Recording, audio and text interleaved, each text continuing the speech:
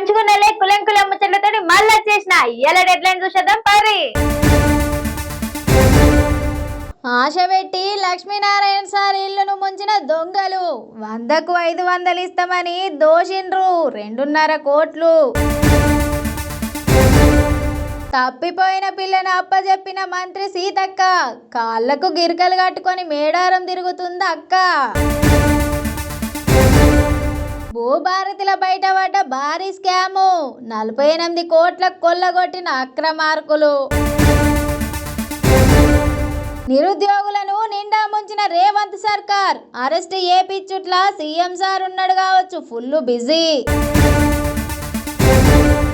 సికింద్రాబాద్ ను ముక్కలు చేస్తే ఊరుకోం తలసాని సార్ ఇచ్చిండు మాస్ వార్నింగ్.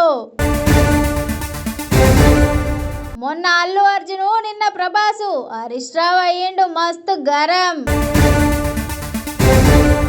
మీ దగ్గరికి ఎవరన్నా వచ్చి మేడం మేడం సార్ సార్ అనుకుంటా ఎవరో దారిన పోయే దానయ్య వచ్చి మీకు 100కు 500 ఇస్తా మిమ్మల్ని కుబేరులు ఎత్తా అంటే ఏమంటారు? నువ్వేమనిరా నన్ను కుబేరుని ఏనికి అని గరం అవుతుంటారు చాలా మంది. ఈ అందులో కొంతమంది అయితే లడ్డు కావాలన్నా నాయన అంటే గంతులేస్తుంటారు. గంతే కదా నిల్లా గట్ల అత్యాశకు పోయి తెలివంతనానికి నమ్మి బంగారం అమ్ముకున్నది సిబిఐ మాజీ డైరెక్టర్ జేడి లక్ష్మీనారాయణ సారోళ్ళు. వాళ్ళ ఇల్లు మునిగింది పోర్రి. స్టాక్ మార్కెట్ల పెట్టుబడి పేరుతోటి మన మాజీ జేడి లక్ష్మీనారాయణ భార్య ఊర్మిళ నుండి 2.58 కోట్లు కాజేసిరట సైబర్ నేరగాళ్ళు.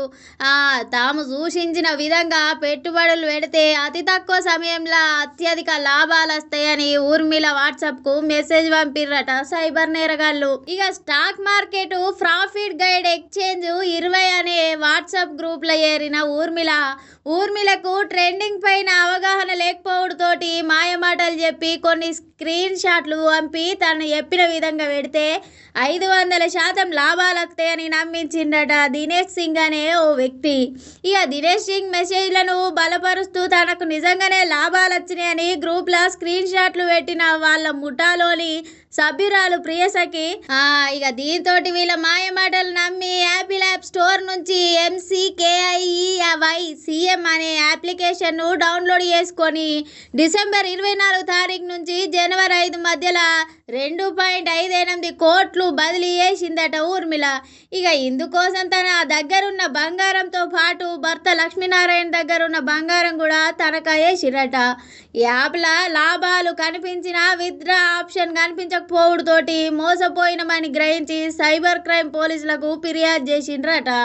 ఇక సైబర్ నేరగాల మ్యూల్ ఖాతాలను డబ్బులు పంపించిరని వాటిని గుర్తించే పనులు ఉన్నామని తెలిపిండ్రు పోలీసులు. సంక్రాంతి సెలవులకు ఏపీ ప్రజలంతా ఏపీ బాట పడితే మన తెలంగాణ ప్రజలంతా సమ్మక్క సారక్క జాతర మేడారం బాట పట్టిరన్నట్టు.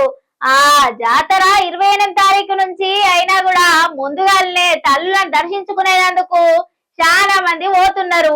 ఇక జాతర టైం బాగా మంది ఉంటారని ఇక ముందుగానే పోయి మొక్కులు అప్పచెప్పుకుంటున్నారు కొంతమంది.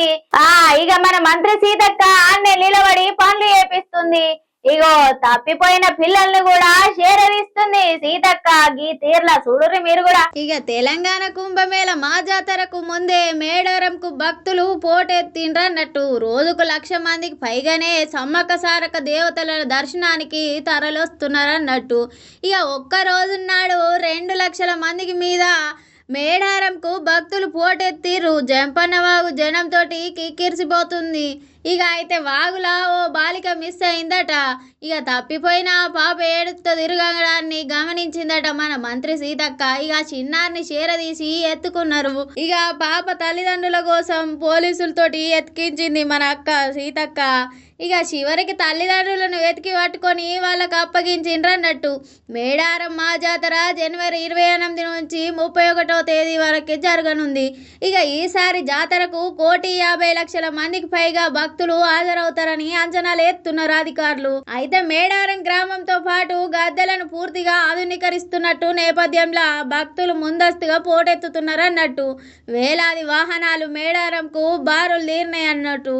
రోజుకు 1,00,000 మందికి మీద భక్తులు ధరలు వస్తున్నారు జాతరకు. ఇక ప్రస్తుతం సంక్రాంతి సెలవుల ఎఫెక్ట్ తోటి మేడారం జనసంద్రంగా మారింది. ఆదివారం ఒక్కనాడే 2 లక్షల మందికి మీద భక్తులు సమ్మక్క సారక్క దర్శనానికి వస్తారని అంచనా వేసిండ్రు. అందుకు తగ్గట్టుగా ఏర్పాట్లు కూడా చేస్తున్నారన్నట్టు. తీగలాగితే డొంక కదిలింది అన్నట్లే అయిందటనుల్లా ఈ కాంగ్రెస్ గవర్నమెంట్ ఇచ్చిన భూభారతి చట్టం. 42 కోట్లు కొల్లగొట్టిండ్రట అక్రమార్కులు. జనగామ జిల్లాలో జరిగిందనుకో ఈ ముచ్చట. దీన్ని అనుకూలంగా మలుచుకొని కోట్లల్లో దోపిడీ నడిచిందట అనే ముచ్చట వినబడుతుంది. రంగారెడ్డి భువనగిరి జిల్లాలో కూడా పైసలు దారి మళ్లిస్తున్నారట. ఆగో చూడరే ముచ్చట. 4800 లావాదేవీలల్లా డబ్బులను దారి మళ్లించిండ్రట. 48 కోట్లు కొల్లగొట్టిండ్రట అక్రమార్కులు. జనగాంల తీగలాగితే రాష్ట్రమంతా కదిలింది డొంక. భూభారతి పోర్టల్లోని లోపాలను తమకు అనుకూలంగా మలుచుకొని కోట్లల్లో దోపిడీ ఎత్తున్నారన్నట్టు.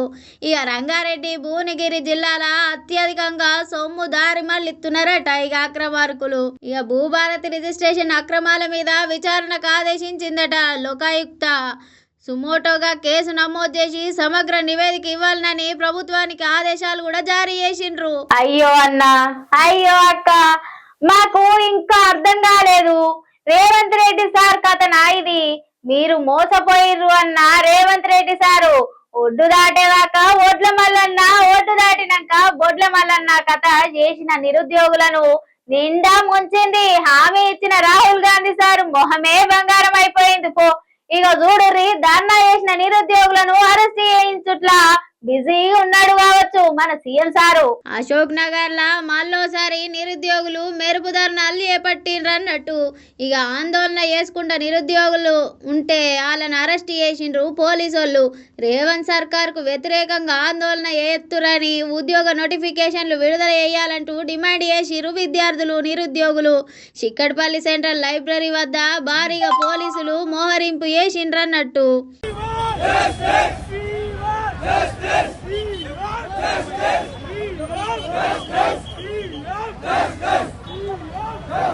కక్షగట్టి జిల్లాలను మారుస్తానని కొత్త కథ చెప్తున్నారు కదా మన సీఎం సారు. ఆగో మన మాజీ మంత్రి Talasani Srinivas Yadav sir CM sir ను గట్టిగానే అరుచుకుంటుండు. చూడురాడు, సికింద్రాబాద్ ముక్కలు చేయాలని చూస్తే నిన్ను ముక్కలు చేస్తాం. రేవంత్ రెడ్డికి తలసాని శ్రీనివాస్ యాదవ్ సారు వార్నింగ్ ఇస్తుండన్నట్టు. అనైతికంగా డీలిమిటేషన్ పేరుతోటి సికింద్రాబాద్ ప్రాంతాన్ని ముక్కలు చేయాలని చూస్తే నిన్నే ముక్కలు చేస్తాం జాగ్రత్త అనుకుంటా మన మాజీ ఎమ్మెల్యే తలసాని శ్రీనివాస్ యాదవ్ సారు మస్తు వ్యాఖ్యలు చేసిండు అనుకోర్రి. అందరు కులాలకు మతాలకు అతీతంగా కలిసిమెలిసి ఉండేటువంటి ప్రాంతం. మన దగ్గర కమ్యూనల్ వైలెన్స్ ఎప్పుడు జరగదు. మనం అందరము చిన్నప్పటి నుంచి అన్ని మతాలను గౌరవించుకొని మరి పెరుగుతున్నటువంటి ప్రాంతాన్ని ఏదో నీ అబ్బ జాగిరైనట్టు నేను ముక్కలు చేస్తా అంటే నిన్ను ముక్కలు చేస్తాం బిడ్డ జాగ్రత్త అని చెప్పి నేను ఈ సందర్భంగా హెచ్చరిక చేస్తా ఉన్నాను. ఏమి అయ్యా జాగిరేం కాదు, ఇది నీ ఇష్టం ఉన్నట్టు చేసుకోనికి. ఆవు సీఎం సారు, మీకు నచ్చితేనేమో బెల్లము లేకపోతే అల్లమేనా? అట్లెట్లయితది? అందరినీ ఒకటే తీరులో చూడాలి. మీరు కూసున్నది మీ ఇంట్లో కుర్చీలో కాదు సారు, సీఎం కుర్చీలో కూసున్నారు. మర్చిపోయినట్టున్నారా ఏంది? మన మాజీ మంత్రి హరీష్ రావు సారు మీదికి గరం అవుతుండు. నచ్చిన వాళ్ళైతే టికెట్ ధర 600 రూపాయలకు పర్మిషన్ ఇస్తారు. ఇక నచ్చకపోతేనేమో ఇంకో హీరోని జైలుకు పంపుతారు.